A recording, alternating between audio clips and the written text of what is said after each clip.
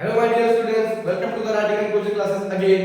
आज मैं आपके लिए लेके आया हूँ फिर से एक नई चीज। क्लास 10th के एसएसटी के जितने भी मैथ्स से रिलेटेड क्वेश्चंस हैं वो सारे क्वेश्चंस उनके सॉल्यूशन के साथ में। तो आपको कुछ नहीं करना है, सिर्फ और सिर्फ इंडिया का मैप अपने साथ में लेना है, एक कॉपी और एक पेन, और अपने इस पूरे ध्यान को हमारी तरफ केंद्रित करके रखना है। जो जो मैं इस मैप में आपको बताता रहूंगा, इस वीडियो में मैं आपको बताता रहूंगा, आपको केवल बस इस वीडियो को देखकर क्वेश्चन फटाफट लिखना है और उनके आंसर्स लिखने हैं। ट्रस्ट मी, अगर आप ये वीडियो देख लेते हैं तो आपका इंडिया का मैप क्लास 10 में एक भी क्वेश्चन नहीं छूटने वाला है। जितना कुछ भी आपके क्लास 10 के एग्जाम में पूछा जाएगा इंडिया के मैप से, वो पूरा आपको हमारे इस वीडियो से मिलेगा। इसका कंटेंट आपके लिए बहुत ज्यादा इंपॉर्टेंट है, इसीलिए आपसे मेरी रिक्वेस्ट है कि इस वीडियो को आप शुरू से अंत तक जरूर देखें। हर एक क्वेश्चन को खुद नोट करिए, नोट करके और उसके साथ में आप उनके आंसर्स भी साथ में लेते रहिए। हाँ, एक और इम्पोर्टेंट बात, अभी इसके पहले हमारा एक YouTube पे नया वीडियो लॉन्च हुआ था जिसमें मैंने आपको इंडिया का मैप और उस मैप में जितने भी स्टेट्स हैं उन स्टेट्स को भरने के लिए ट्रिक्स के साथ में एक अच्छा सा वीडियो आपको प्रोवाइड कराया है। मैं आपसे रिक्वेस्ट करूंगा कि अगर आप ये वीडियो देख रहे हैं तो इस वीडियो को देखने से पहले वो वीडियो जरूर देख कर आए। क्यों? क्योंकि जब तक आप वो वीडियो नहीं देखेंगे तब तक आपको स्टेट्स भरने नहीं आ पाएंगे, और इस वाले वीडियो में मैं आपको क्वेश्चन और उनके आंसर्स बताऊंगा।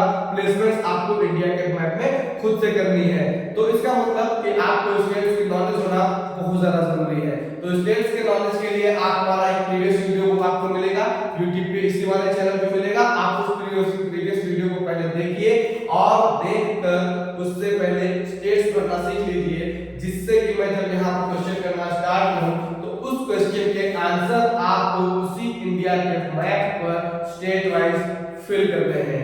तो जिसने वीडियो देख रखा है उसको इसको कैरी ऑन कर सकता है, और जिसने नहीं देखा है पहले वो इंडिया का मैप देख ले। I will request to everyone, okay, let's start today's video. The first one, किस स्थान पर मिल श्रमिकों का सत्याग्रह हुआ? किस स्थान पर मिल श्रमिकों का सत्याग्रह हुआ?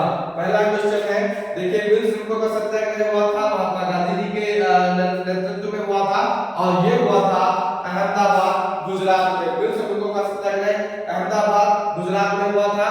गुजरात में जो मिल श्रमिक ने जो सूती मिल बनाने, सूती कपड़े बनाने वाली जो मिल थी, उसी मिल में मिल श्रमिकों का सत्याग्रह हुआ था। वहां पर उनके मजदूरी को लेकर कुछ करना था, उसी को लेकर गांधी जी ने उनका सहयोग किया था और मिल श्रमिकों ने बहुत अच्छा सत्याग्रह किया था, उसके रिजल्ट भी मिले थे। तो किस स्थान पर मिल श्रमिकों का सत्याग्रह हुआ था? आंसर होगा अहमदाबाद गुजरात। किस स्थान पर मिल श्रमिकों का सत्याग्रह हुआ था? Ahmedabad Gujarat. The next question is, किस स्थान पर सत्याग्रह आंदोलन हुआ था? किस स्थान पर सत्याग्रह आंदोलन हुआ था? सत्याग्रह आंदोलन, किसान सत्याग्रह आंदोलन हुआ था खेड़ा गुजरात में। किसान सत्याग्रह आंदोलन हुआ था खेड़ा गुजरात में। इसी के साथ आप ये कह सकते हैं कि आपको गुजरात से दो प्रश्न बने हुए मिल सकते हैं, दोनों ही आंदोलन से रिलेटेड प्रश्न है, दोनों ही आंदोलन से रिलेटेड प्रश्न है। एक है खेड़ा और दूसरा है अहमदाबाद।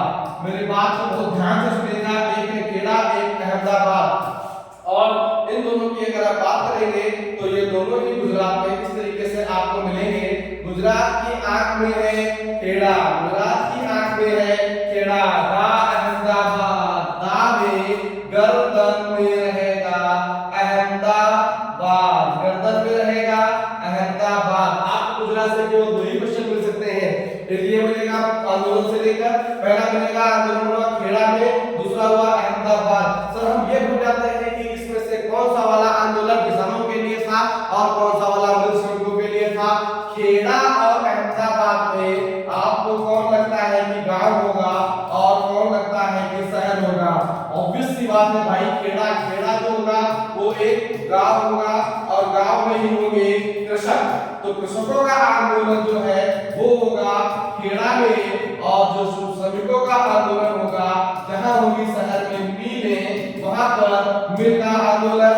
मतलब मेरे कहने का यहाँ पर एक आंदोलन मिलेगा खेड़ा में जो कि है किसानों का आंदोलन, और दूसरा मिलेगा अहमदाबाद में जो कि है मिल श्रमिकों का आंदोलन। आप लोग इंडिया के मैप में फटाफट प्लेस करिए इसको। गुजरात में आ खा से खेड़ा, आंख का से खेड़ा, गर्दन में अहमदाबाद, गर्दन में Ahmedabad. Let's go for the next question, let's go for the next question. किस स्थान पर चौरी चौरा कांड हुआ? किस स्थान पर चौरी चौरा कांड हुआ? आप देख रहे हैं कि यहाँ पर क्वेश्चन लिखे हुए हैं दो टाइप से। एक तो क्वेश्चन लिखा हुआ है किस स्थान पर चौरी चौरा कांड हुआ, and the next one is वह स्थान जहाँ पर असहयोग आंदोलन स्थगित हुआ, वह स्थान जहाँ पर असहयोग आंदोलन स्थगित हुआ। चौरी चौरा इलाहाबाद में है, चौरी चौरा चौरी चौरा गोरखपुर में है। यहाँ पर एक घटना घटित हुई थी। गांधी जी जब असहयोग आंदोलन करने में लगे हुए थे तो उन असहयोग आंदोलन जब गांधी जी कर रहे थे, यहाँ कहीं भारत के ऊपर असहयोग आंदोलन कर रहे थे, और उसी दौरान गोरखपुर के चौरी चौरा में एक घटना घटित होती है जहाँ पर गुजरात गोरखपुर की गुस्साई गोरखपुर चौरी चौरा के गुस्साई हुई भीड़ ने पुलिस चौकी में आग लगा दी थी, जिसकी वजह से बहुत सारे पुलिस वालों की मृत्यु हो गई थी। और इससे दुखी होकर गांधी जी ने अपना असहयोग आंदोलन स्थगित किया था। अब आपके पास समझ पा रहे होंगे कि चौरी चौरा कांड जो था वो और असहयोग आंदोलन का स्थगितीकरण ये दोनों एक दूसरे से रिलेटेड है। मतलब चौरी चौरा असहयोग आंदोलन का स्थगित होना दोनों एक दूसरे से रिलेटेड है। चौरी चौरा भैया गोरखपुर में है। तो इंडिया के मैप पे अगर आपको भरना होगा, अगर आपको इंडिया के मैप पे चौरी चौरा भरना है तो आप इंडिया के मैप पे आपको यूपी मिलेगा कुछ इस तरीके से, और बिहार मिलेगा कुछ इस तरीके से। यूपी के पास मिलेगा बिहार, और बिहार में घुसने के लिए हम गोरखपुर का इस्तेमाल करते हैं। तो आप मान के चलिए आपको यूपी में बिहार, यूपी में गोरखपुर मिलेगा यहाँ पर। तो दूसरा क्वेश्चन मिलेगा किस स्थान पर चौरी चौरा कांड हुआ, या वो स्थान जहाँ पर असहयोग आंदोलन स्थगित हुआ। तो ये इन दोनों में से आपको उसका आपका आंसर मिलेगा। किस स्थान पर चौरी चौरा कांड हुआ? चौरी चौरा कांड हुआ गोरखपुर उत्तर प्रदेश। वह स्थान जहाँ पर असहयोग आंदोलन स्थगित हुआ, तो वह स्थान जहाँ पर असहयोग आंदोलन स्थगित हुआ चौरी चौरा में। आइए नेक्स्ट क्वेश्चन की तरफ बढ़ते हैं। वह स्थान जहाँ पर नील के श्रमिकों के लिए आंदोलन हुआ, वह स्थान जहाँ पर नील के श्रमिकों के लिए आंदोलन हुआ, या उसको चंपारण सत्याग्रह भी कह सकते हैं। वह स्थान जहाँ पर नील के श्रमिकों के लिए आंदोलन हुआ, या इसको हम चंपारण सत्याग्रह भी कहते हैं। तो चंपारण सत्याग्रह क्यों कहेंगे? क्योंकि महात्मा गांधी जी के नेतृत्व में यहाँ पर राजकुमार शुक्ला के साथ में एक बहुत बड़ा आंदोलन हुआ था। कारण था अंग्रेजों ने बिहार में, बंगाल में, बिहार में जो नील की खेती करने वाले जो किसान थे उन किसानों को नील की खेती करने के लिए बाध्य किया हुआ था, जिससे क्षुब्ध होकर किसानों ने गांधी जी की मदद ली थी एक आंदोलन करने के लिए। और गांधी जी यहाँ पर एक सत्याग्रह करते हैं जिसका नाम था चंपारण सत्याग्रह। इसका मतलब ये हुआ कि जो भारत का ये यूपी वाला एरिया है, ऊपर वाला नेपाल है, और उसके बाद भारत के पास आपको यहाँ पे बिहार मिलेगा। ये आपका गोरखपुर था, जिसके लिए मैंने अभी लेटेस्ट एक क्वेश्चन भी बनाया था। उसके पास में बिहार में मिलेगा चंपारण, बिहार में मिलेगा चंपारण। और चंपारण पर गांधी जी के नेतृत्व में यहाँ पर आंदोलन हुआ था। नील के किसानों के लिए आंदोलन हुआ था, या नील के श्रमिकों के लिए कह सकते हैं आंदोलन हुआ था। ये कहाँ हुआ था? चंपारण, बिहार। तो वह स्थान जहाँ पर नील के किसानों के आंदोलन हुआ था चंपारण, बिहार। फिर अगले वाले क्वेश्चन की तरफ बढ़ जाते हैं हम लोग, बिना किसी देरी के अगले वाले क्वेश्चन की तरफ बढ़ेंगे। आनंद देखिए छोटे छोटे क्वेश्चंस आपको मिलेंगे, और इन छोटे छोटे क्वेश्चंस को फटाफट फिल करते हुए चलेंगे। इंडिया के मैप में आप इंडिया का मैप अपने पास रखेंगे, और मैं आपको प्रश्न करूंगा, प्रश्न करके मैं जो प्रश्न करूंगा उनके उत्तरों को आपको वहीं पर फिल करते हुए चलना है इंडिया के मैप पर। चलिए ध्यान दीजिए, आनंद भवन कहाँ स्थित है? ये सारे क्वेश्चन इंपॉर्टेंट हैं यूपी बोर्ड के एग्जाम में। क्लास 10 में जितना भी क्वेश्चन इंपॉर्टेंट क्वेश्चन है वो पूरा कलेक्शन आपको इसी में मिल रहा है। आनंद भवन कहाँ स्थित है? तो ये प्रयागराज उत्तर प्रदेश में, प्रयागराज उत्तर प्रदेश यानी इलाहाबाद उत्तर प्रदेश। देखिए साथ में मैं आपको ये सारी चीजें क्लियर करते हुए चल रहा हूँ। प्रयागराज उत्तर प्रदेश, प्रयागराज उत्तर प्रदेश में आपको पहली बात तो मिलेगा आनंद भवन, और दूसरा मिलेगा जहां पर एक था अल्फ्रेड पार्क, यहाँ पर चंद्रशेखर आजाद को गोली मारी गई थी। चंद्रशेखर आजाद को गोली लगी थी। याद रखिएगा ये बात आपको इलाहाबाद से प्रयागराज से दो क्वेश्चन मिलेंगे। एक क्वेश्चन आपको मिल सकता है कि आनंद भवन कहां स्थित है, तो आप बताएंगे प्रयागराज उत्तर प्रदेश। तो दूसरा क्वेश्चन आपसे बनेगा कि चंद्रशेखर आजाद को गोली कहां लगी थी, उसके लिए आपका उत्तर रहेगा प्रयागराज उत्तर प्रदेश। दो आपके उत्तर एक साथ में होते हैं। द नेक्स्ट क्वेश्चन इज प्रसिद्ध स्वर्ण मंदिर कहां है। ये स्वर्ण मंदिर अमृतसर पंजाब में है, अमृतसर पंजाब। नेक्स्ट क्वेश्चन वह स्थान जहां चंद्रशेखर आजाद शहीद हुए थे, इलाहाबाद उत्तर प्रदेश। इलाहाबाद और प्रयागराज में किसी को कंफ्यूज नहीं होना है, इलाहाबाद और प्रयागराज एक ही जगह है, आज उसका नाम बदल के रखा गया है। तो पहला वाला क्वेश्चन आपको आनंद भवन कहां स्थित है, दूसरा स्थान जहां चंद्रशेखर आजाद शहीद हुए थे, इलाहाबाद उत्तर प्रदेश, दोनों का उत्तर। प्रसिद्ध स्वर्ण मंदिर अमृतसर पंजाब। जिसको मैं पढ़ना आ चुका है वो बहुत आसानी से इनको सॉल्व कर लेगा। द नेक्स्ट क्वेश्चन अत्यधिक वर्षा वाला क्षेत्र, अत्यधिक वर्षा वाला क्षेत्र मासिन राम मेघालय। अरुणा मामी तेरे मेघ, जो मेरी ट्रिक है उसी मेघ से निकलेगा मेघालय, और मेघालय में है मासिन राम। मासिन राम में सबसे अधिक वर्षा वाला क्षेत्र। उत्तराखंड का एक पर्यटन स्थल, उत्तराखंड का एक पर्यटन स्थल नैनीताल। उत्तराखंड का एक पर्यटन स्थल नैनीताल।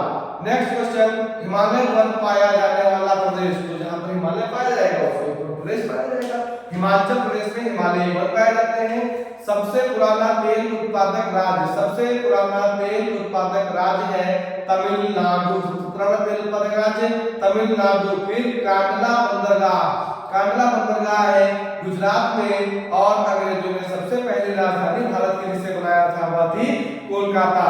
जल्दी से पढ़िए। फिर नेक्स्ट क्वेश्चन की तरफ बढ़ते हैं। कृषि से रिलेटेड जो आपको प्रश्न मिलेंगे एमसीक्यू में, जो भी आपको मैथ में मिल सकते हैं, कृषि से रिलेटेड आपको मिलेंगे अलग अलग क्वेश्चंस, जो कि पहला आपको मिल जाएगा गेहूं।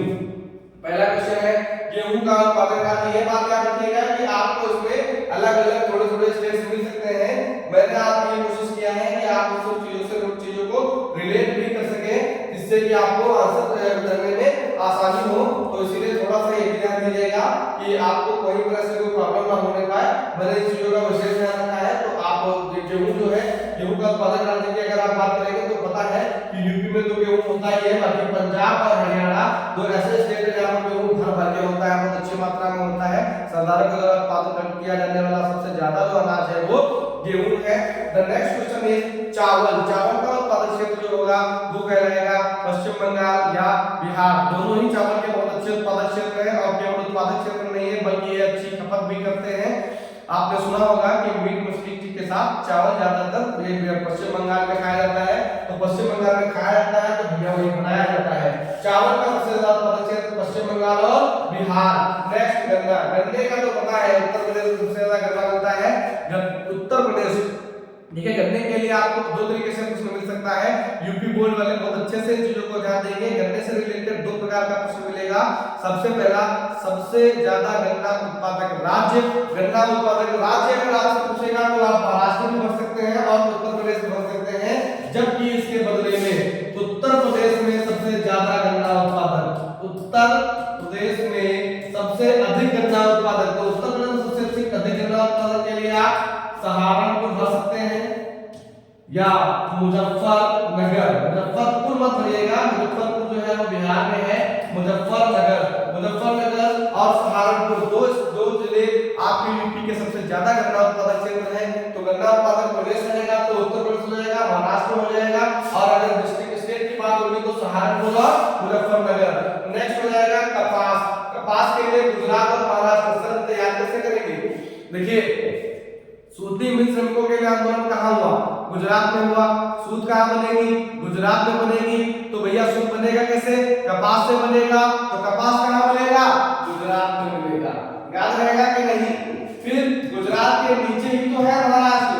जब गुजरात में कुछ कपास होगी तो गुजरात के नीचे वाले एरिया में भी कुछ कपास हो जाएगी। तो गुजरात और महाराष्ट्र में कपास होगी। फिर उसके बाद नीचे बढ़ते हैं जूट। जूट मिलेगा आपको पश्चिम बंगाल में। कॉफी और कहवा कर्नाटक। कॉफी या कहवा कर्नाटक। तो देखो कॉफी या कहवा कर्नाटक के लिए आप कैसे याद रखेंगे? पहली बात तो का से कॉफी, का से कर्नाटक। अगर आप ऐसे भी याद नहीं रहता है तो आप ये याद रख सकते हैं कि कर्नाटक का आपका क्लास 10 में एक चैप्टर है कूर्ग कर्नाटक। तो कूर्ग जो आपका कूर्ग जो चैप्टर है वो कर्नाटक से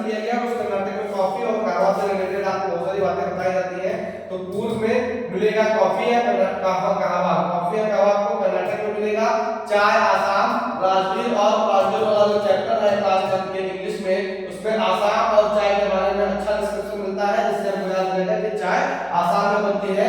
रबड़ मिलेगी आपको केरल में, मूंगफली मिलेगी गुजरात में। गुजरात में इस हिसाब से क्या क्या मिलेगा, गुजरात में कपास मिलेगी और गुजरात में मूंगफली मिलेगी।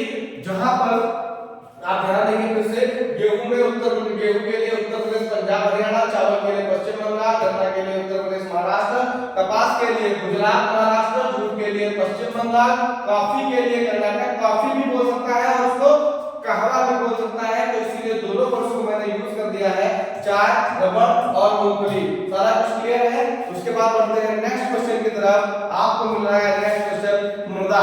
मृदा के लिए आप देख लीजिए, जलोढ़ मृदा मतलब हिमालय की पहाड़ियों से जो लुढ़क कर मिट्टी आती है पानी के साथ में, उसको कहते हैं जलोढ़ मृदा, मिलेगी पंजाब में, उत्तर प्रदेश में और हरियाणा में। थोड़ा सा इसको इंडिया के मैप से बनाना हम कोशिश करेंगे समझने की। इंडिया के मैप में देखिए, मैप में जब मिट्टी ऊपर से गिरेगी तो वो मिलेगी कहां, ऊपर से गिरेगी, हिमालय से गिरेगी तो यहाँ पे आके खत्म हो जाएगी ना, तो जलोढ़ मृदा आपको चेंज नहीं हुआ है सॉरी यहाँ पे। हाँ, अब आते हैं इंडिया का मैप, और इंडिया के मैप में हम जानेंगे मिट्टियों के बारे में। तो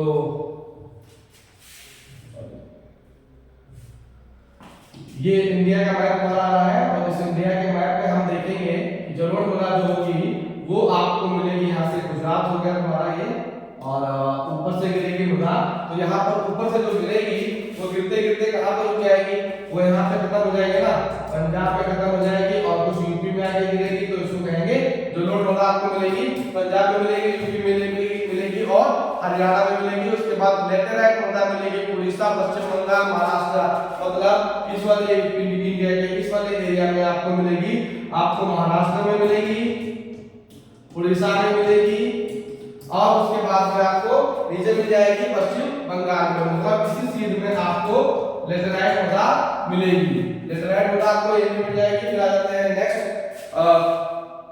काली मृदा। काली मिट्टी मिलेगी मध्य प्रदेश, महाराष्ट्र, छत्तीसगढ़ में। लाल मृदा मिलेगी उड़ीसा और छत्तीसगढ़ में। फिर उसके बाद में मरुस्थलीय मृदा। मरुस्थलीय मृदा जहाँ पे मरुस्थल मिलेगा वहीं पे मरुस्थलीय मृदा मिलेगी, मतलब राजस्थान में सबसे ज्यादा मरुस्थल मिलता है और रिजल्ट भी वहीं पे है, तो राजस्थान में मरुस्थलीय मृदा रहेगी, काफी आसान है। नेक्स्ट पर जाते हैं नदियां एवं झीलें की तरफ। नदियां एवं झीलें की तरफ, देखो नदियां एवं झीलें में आपको एक इंपॉर्टेंट झील है, सबसे पहले वही मैं आपको बता दे रहा हूँ। वैसे आप मैप में देख पा रहे होंगे, शायद आपको साफ दिख रहा होगा या नहीं दिख रहा होगा, इसीलिए मैंने आपको ये ब्लैक भी बना रखा है। जो इंपॉर्टेंट नदियां और झीलें हैं वो मैंने आपके लिए बना रखी है। देखिए, आपको सबसे पहले मिलेगी ये डल झील, सबसे मिलेगी डल झील, और डल झील के बाद अलग अलग नदियां मिलेंगी, सतलुज, गंगा नदी, नर्मदा नदी, ताप्ती नदी, कृष्णा नदी, तुंगभद्रा नदी, महानदी, ब्रह्मपुत्र नदी, गोदावरी नदी। ये इतनी नदियां आपको यहाँ पर मिलेंगी, और इन नदियों को सबको हमको प्लेस करना है। तो सबसे पहले हम डल झील के बारे में जानेंगे। डल झील जो है ये आपको मिलेगी यहाँ पर कश्मीर में, डल झील मिलेगी कश्मीर में। डल झील कश्मीर में आपको मिलेगी डल झील। डल झील कश्मीर में है। उसके बाद में आप थोड़ा सा देख लेते हैं जो नदियां हमारी है वे नदियां कैसे हैं। उसके बाद में आप सबसे आसान नदी पहले मैं आपको बता रहा हूँ, ब्रह्मपुत्र नदी जो है, ब्रह्मपुत्र नदी से बाहर गई हुई है, ब्रह्मपुत्र नदी बाहर गई है। और उसके बाद में आ जाते हैं गंगा नदी पे। गंगा और यमुना नदी नहीं है इसमें, यमुना इसमें भी लिख लेते हैं, गंगा में तो दोनों साथ ही रहेगी। यूपी में जो गंगा नदी है वो गिरती है हिमालय से, हिमालय से उत्तराखंड, उत्तराखंड से यूपी होते हुए ये आ जाएगी इधर, यहाँ से बंगाल की खाड़ी में गिर जाएगी, पश्चिम बंगाल से, ठीक है। बिहार से होते हुए जनरली आती है, और इसी के पास आती है यमुना नदी। तो ये हो जाएगी आपकी गंगा नदी, ये हो जाएगी आपकी यमुना नदी। बात समझ में देख लीजिए अच्छे से। उसके बाद महानदी, देखो इसमें आपको मैप में दी हुई भी है, बस ऐसे आपको महानदी निकाल देनी है उड़ीसा में। महानदी उड़ीसा में, महानदी कहाँ है? उड़ीसा में। फिर आ जाते हैं ताप्ती नदी, कृष्णा नदी। तो ताप्ती नदी आपको मिलेगी यहाँ पे, ताप्ती नदी, ताप्ती नदी। उसके बाद में कृष्णा नदी आपकी मिलेगी आंध्र प्रदेश में, कृष्णा नदी आंध्र प्रदेश, कृष्णा आंध्र प्रदेश। महानदी आपको मिलेगी इधर उड़ीसा में, महानदी उड़ीसा में हो चुकी है, महानदी उड़ीसा में। फिर ये नदियां हमारी क्लियर हो चुकी है। इसी तरीके से हमारी जितनी भी नदियां हैं वो बढ़ जाएगी। तुंगभद्रा नदी जो है ये तुंगभद्रा नदी आ जाएगी, और इसके बाद महानदी हो गई हमारी ताप्ती नदी हो गई। ताप्ती नदी के लिए आप चाहे देख लीजिए, इसी के पास मिलेगी ताप्ती नदी।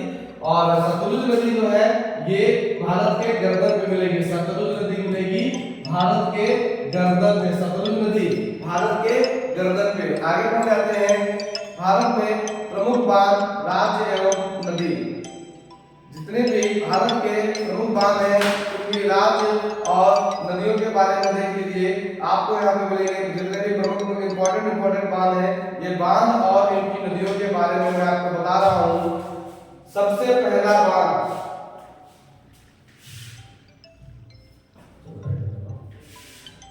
सबसे पहला बांध सलाल बांध, उसके बाद आ जाइए भाखड़ा नागल बांध, सलाल बांध, भाखड़ा नागल बांध और टिहरी बांध, रिहंद बांध, राणा प्रताप सागर बांध, सरदार सरोवर, हीराकुंड, तुंगभद्रा। ये जितने भी बांध हैं ये सारे बांध आपको राज्य और उनकी नदी के साथ में मिलेंगे। आप सारे इंपॉर्टेंट बांध हैं तो अच्छे से समझ लीजिए। सलाल बांध आपको है, ये सलाल बांध जो है ये सलाल बांध है जम्मू कश्मीर में चिनाब नदी पर, सलाल बांध जम्मू कश्मीर चिनाब नदी। भाखड़ा नागल पंजाब और हिमाचल प्रदेश में सतलुज नदी, दोनों को बारे में इसलिए लिखा गया है क्योंकि ये दोनों नदियों के बॉर्डर पे है। तो ये बात याद रखिए, भाखड़ा नागल बांध जो है ये पंजाब और हिमाचल प्रदेश दोनों के बॉर्डर पे है। अगला है टिहरी, टिहरी है उत्तराखंड में, टिहरी उत्तराखंड में है। रिहंद बांध उत्तर प्रदेश, रिहंद में, उत्तर प्रदेश में रिहंद बांध है, उत्तर प्रदेश में है रिहंद बांध। ऊपर पंजाब में चिनाब नदी पर है सलाल बांध, और ये हो जाएगा भाखड़ा नागल, भाखड़ा नागल बांध हो जाएगा पंजाब और हिमाचल प्रदेश के बॉर्डर पे। फिर आपको एक पॉइंट मिलेगा राणा प्रताप सागर बांध, राणा प्रताप सागर, महाराणा प्रताप कहाँ के थे, राजस्थान के थे ना, तो राजस्थान में ही राणा प्रताप सागर मिलेगा।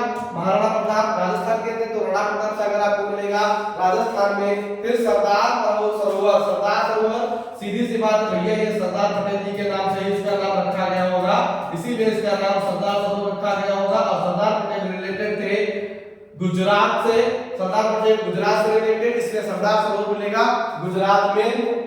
हीराकुंड, हीरा कहाँ मिलेगा, उड़ीसा में, हीरा कहाँ मिलेगा उड़ीसा में, तो इसीलिए हीराकुंड बांध कहाँ रहेगा, उड़ीसा में, हीराकुंड बांध उड़ीसा में। नेक्स्ट तुंगभद्रा कर्नाटक, तुंगभद्रा कर्नाटक, तुंगभद्रा कर्नाटक, ये इसी के साथ में इंपॉर्टेंट बांध और आपके नदियां, राज्य नदियां ऐसा क्लियर होते हैं। एक बार उसको अच्छे से रिवाइज कर लीजिए। सलाल बांध जम्मू कश्मीर, भाखड़ा नागल पंजाब और हिमाचल प्रदेश के बॉर्डर पे है। टिहरी बांध उत्तराखंड में, रिहंद बांध उत्तर प्रदेश में, राणा प्रताप सागर राजस्थान में, सरदार सरोवर गुजरात में, हीराकुंड उड़ीसा, तुंगभद्रा कर्नाटक। ज्यादातर नदियों के बारे में पूछा नहीं जाता है, लेकिन प्रश्न आपको घुमा के पूछ लेगा कि जैसे तुंगभद्रा नदी पर कौन सा बांध है, तो आपको बताना पड़ेगा कि वहां पे कौन सा वाला बांध है। इसलिए बस नदियां याद करना जरूरी है। या ऐसे पूछ लेगा कि सतलज नदी पर निम्न में से कौन सा बांध है, तो सतलज नदी पर से निम्न में से कौन सा बांध है, या सतलज नदी पर बने बांध को दर्शाइए। तो उस पर बने बांध को आपको दर्शाना है तो आपको पता होना चाहिए कि सतलज नदी पर भाखड़ा नागल बांध है। तो जैसे आपको पता है कि सतलज नदी पर भाखड़ा नागल बांध है और भाखड़ा नागल बांध पंजाब और हिमाचल प्रदेश की बॉर्डर पे है, तो अगर आपको स्टेट्स भरने आते हैं तो फटाफट के आप आंसर दे देंगे।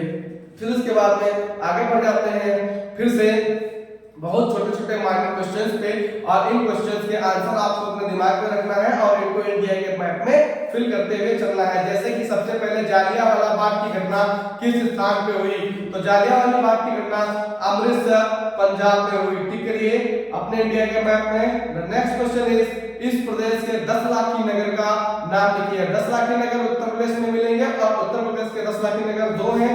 एक आप उत्तर प्रदेश में कानपुर नाम ले सकते हैं और दूसरा लखनऊ। अगर एक का नाम लिखने को आता है तो लखनऊ नगर में से या कानपुर में से कोई भी आप नगर का नाम एक दे सकते हैं, पॉइंट आउट कर सकते हैं। द नेक्स्ट क्वेश्चन इज, पश्चिम बंगाल में एक समुद्री पत्तन का नाम लिखिए। तो पश्चिमी बंगाल के समुद्री पत्तन का नाम श्यामा प्रसाद मुखर्जी पत्तन है। लेकिन फिलहाल और भी पत्थर हमारे पास है, वो भी आगे वाले मैप में हम लोग पढ़ेंगे तो आपको काफी आसानी मिलेगी। द नेक्स्ट क्वेश्चन है महाराष्ट्र की राजधानी मुंबई। फिर आ जाइए नेक्स्ट क्वेश्चन, वह स्थान जहां पर गांधी जी ने नमक कानून तोड़ा था। वह स्थान जहां पर गांधी जी ने नमक कानून तोड़ा था। तो गांधी जी ने नमक कानून तोड़ा था दांडी में। दांडी में नमक कानून तोड़ा था। ये गांधी जी की यात्रा थी, दांडी यात्रा या नमक सत्याग्रह भी कह सकते हैं। यह दांडी यात्रा साबरमती आश्रम से स्टार्ट हुई थी, दांडी तक समाप्त हुई थी और दांडी समुद्र के किनारे गांधी जी ने नमक बनाकर नमक कानून को तोड़ा था।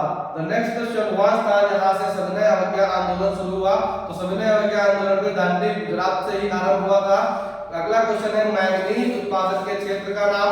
मध्य प्रदेश, कर्नाटक, दोनों में से कोई भी एक आप पिक कर सकते हैं। खनिज तेल का सबसे बड़ा उत्पादक राज्य महाराष्ट्र। खनिज तेल का सबसे बड़ा उत्पादक राज्य महाराष्ट्र। नेक्स्ट क्वेश्चन, बॉक्साइट उत्पादन का एक क्षेत्र। बॉक्साइट उत्पादन का एक क्षेत्र उड़ीसा और महाराष्ट्र। बॉक्साइट से एल्यूमिनियम का निर्माण किया जाता है, उसका ये अयस्क है बॉक्साइट एल्यूमिनियम का। नेक्स्ट क्वेश्चन पे आ जाते हैं बंदरगाह। बंदरगाह से रिलेटेड आपको ये क्वेश्चन डेफिनेटली मिलना ही मिलना है, इसीलिए आप बंदरगाह को बहुत ध्यानपूर्वक पढ़िएगा कि बंदरगाह के जो एक तो विशाखापट्टनम है आंध्र प्रदेश में और दूसरा बंदरगाह मिलेगा कांडला यानी गुजरात में। मैं फिर से बता रहा हूं, बंदरगाह में एक आपको मिलेगा विशाखापट्टनम आंध्र प्रदेश में और दूसरा रहेगा कांडला गुजरात में। देखिए आपको बंदरगाह प्लेस करने के लिए आता है तो एकदम फ्री का नंबर है, आप उसको अच्छे से बस इतना याद रखिए कि कहां पर कौन सा बंदरगाह है और इंडिया के मैप में साइड में ही जहां पर समुद्री एरिया होगा वहां पर आप टिक कर देंगे, वही बंदरगाह होगा। बंदरगाह को टिक करने के लिए कभी भी आप स्टेट में अंदर नहीं घुसेंगे क्योंकि जहां तक समुद्र में जहाज जाएगा बंदरगाह वहीं पर रहेगा, पानी वाला जहाज जाएगा बॉर्डर पे तो वहीं पर आपको टिक कर देना है स्टेट में समुद्री में, ठीक है। फिर अगला आता है भारतीय राष्ट्रीय कांग्रेस अधिवेशन। भारतीय राष्ट्रीय कांग्रेस अधिवेशन वह स्थान जहां पर 1920 का कांग्रेस का अधिवेशन हुआ। देखिए वैसे तो अधिवेशन भारतीय राष्ट्रीय कांग्रेस के बहुत सारे हुए थे, लेकिन आपको उसमें से बस क्या है केवल 3-4 अधिवेशन के बारे में पढ़ने हैं। तो वह स्थान जहां पर सितंबर 1920 का अधिवेशन हुआ था वो था कोलकाता पश्चिम बंगाल का। 1920 में देखिए दो अधिवेशन होते हैं, 1920 में दो अधिवेशन होंगे, एक होगा सितंबर में और दूसरा होगा दिसंबर में। एक होगा सितंबर में और दूसरा होगा दिसंबर में। तो 1920 का पहला अधिवेशन होता है कोलकाता पश्चिम बंगाल में, दूसरा अधिवेशन हो जाता है नागपुर मुंबई में। 1920 में दो अधिवेशन होते हैं कोलकाता भारतीय राष्ट्रीय कांग्रेस के, पहला अधिवेशन कोलकाता पश्चिम बंगाल में और दूसरा अधिवेशन नागपुर मुंबई में। फिर उसके बाद में याद रखिएगा वह स्थान जहां दिसंबर 1927 में कांग्रेस का अधिवेशन हुआ वो था मद्रास 1927 में। तो पहला अधिवेशन 1920 में, सितंबर 1920 में, दूसरा दिसंबर 1920 में, तीसरा मद्रास 1927 में और चौथा अधिवेशन जो था वो लाहौर का अधिवेशन था 1929 में हुआ था। इस वाले अधिवेशन को आज को प्रश्न घुमा कर भी पूछ सकता है कि वह स्थान जहां पर कांग्रेस अधिवेशन में पूर्ण स्वराज की मांग रखी गई थी। पूर्ण स्वराज की मांग कांग्रेस में जो कांग्रेस का जो अधिवेशन 1929 में हुआ था उसी में पूर्ण स्वराज की मांग रखी गई थी। इस प्रकार से भारतीय राष्ट्रीय कांग्रेस के 4 इंपॉर्टेंट अधिवेशन, पहला सितंबर 1920, दूसरा दिसंबर 1920, तीसरा 1927 और लास्ट वन इज लाहौर 1929। खनिज संसाधन के लिए लॉ गैस अब्रक और कोयला के लिए अलग अलग स्टेट्स में आपको यहाँ पर इंपॉर्टेंट नोट्स लिखे हुए हैं कि यहाँ पर आपको अवेलेबल होंगे और इसके लिए आप अपने आप इंडिया के मैप में भरते रहिए। लॉ गैस का आपको मिल जाएगा चित्रदुर्ग कर्नाटक में, बेलाडीला छत्तीसगढ़, दोनों में से कोई एक आप टिक कर सकते हैं। अब्रक के लिए सबसे बढ़िया है, अब्रक के लिए आप गया बिहार टिक कर लीजिए, आसान याद रहेगा। और कोयला रानीगंज पश्चिम बंगाल, बोकारो और झारखंड में मिलेगा।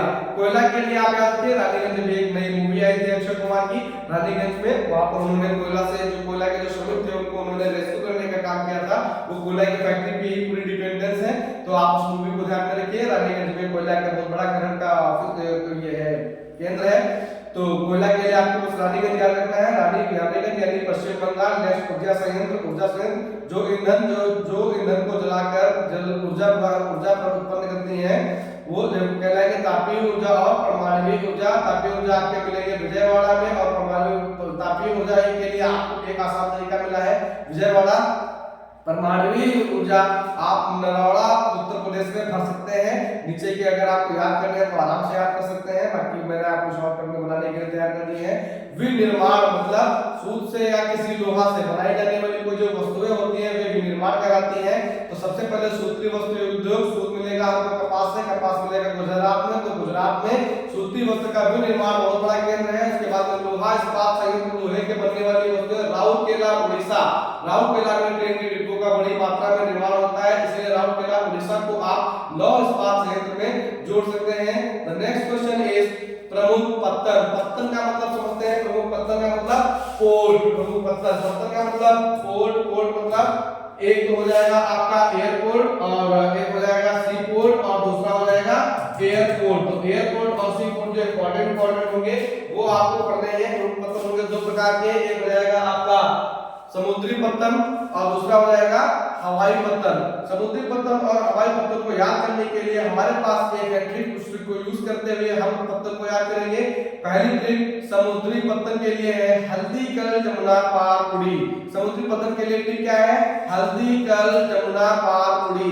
देखिए ये बात याद रखिएगा कि समुद्री पत्तन जो है वो जमुना से याद रखेंगे। जमुना वाली जो ट्रिक होगी वो नदी वाली में लगेगी, नदी समुद्र, तो हल्दी का जमुना पार उड़ी वाली ट्रिक आपको समुद्री पत्तन में लगाना है, जिसके लिए। और दूसरा हो जाएगा हवाई पत्तन। हवाई पत्तन के लिए ट्रिक आपको मिलेगी कल सुबह सिवा में है इंदिरादी राज।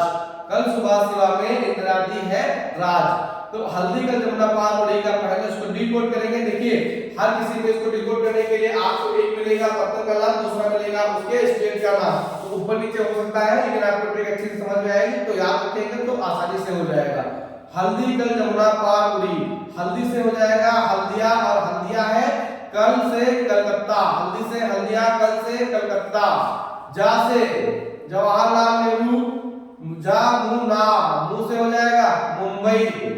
हल्दी कल जमुना पार, पार से पारादीप और पार से पारादीप, उड़ी से उड़ीसा। इस प्रकार से हल्दी कल जमुना पार उड़ी को डिकोड कर दिया है और डिकोड करके हमको मिल गया है पूरा यहाँ से नाम। हल्दी से हल्दिया, हल्दिया है कोलकाता में, जा से जवाहरलाल नेहरू, ये सब समुद्री पत्तन है। मुंह से मुंबई और पार से पारादीप, उड़ी से उड़ीसा।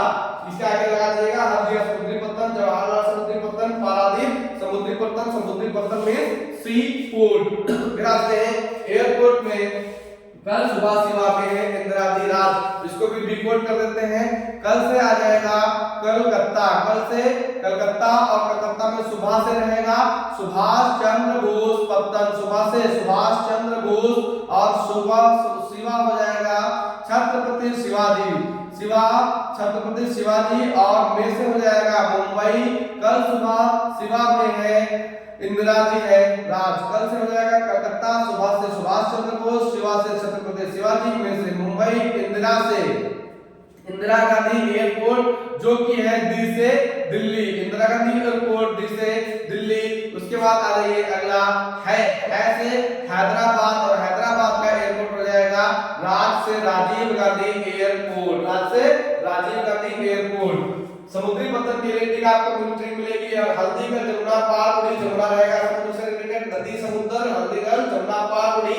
हवाई पत्तन का है कल सुबह सिवा में इंदिरा जी है राज। हल्दी से हल्दिया, कल से कोलकाता, जवाहरलाल नेहरू मुंबई, पारादीप उड़ीसा, कोलकाता सुभाष चंद्र बोस पत्तन, छत्रपति शिवाजी मुंबई, इंदिरा गांधी दिल्ली, हैदराबाद राजीव गांधी एयरपोर्ट। अच्छे से रिवाइज कर लीजिए, ट्रिक अच्छी है, आपको काफी आसानी मिलेगी। उत्तर दक्षिण गलियारे का टर्मिनल स्टेशन ये एक इंपॉर्टेंट क्वेश्चन है, हो सकता है कि आपको अच्छे मार्क्स देकर जाए। गलियारे का टर्मिनल स्टेशन मतलब आपको क्या करना है, सीधे बस यहां से रेलवे ट्रैक उठा के लानी है जम्मू कश्मीर से अमृतसर, अमृतसर से दिल्ली और दिल्ली से लाना है आगरा, आगरा से झांसी, झांसी के बाद आ जाएगी नागपुर, नागपुर के बाद हैदराबाद, और हैदराबाद यहां पर रहेगी और आपका ये टर्मिनल पूरा डन है। सब इंपॉर्टेंट क्वेश्चन मैं आपके लिए लेकर आया हूं, तो थोड़ा सा ध्यान बनाए रखिए।